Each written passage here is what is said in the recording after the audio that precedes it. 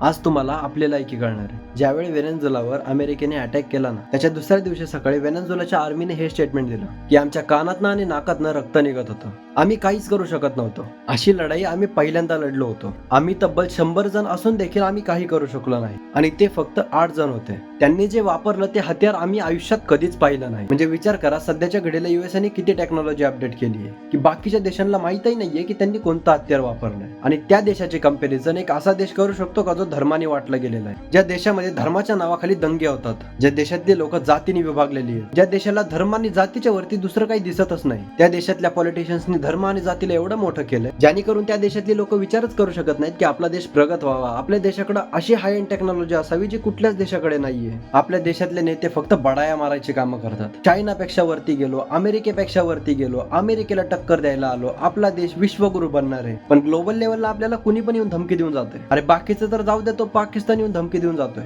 तिथे अमेरिका दुसऱ्याच्या देशात शिरून त्याच्याच प्रेसिडेंटला उचलण्याची ताकद ठेवते आणि आपल्या देशातले नेते फक्त बडाया मारायचे आणि स्वतःचे खिसे भरायची कामं करतात.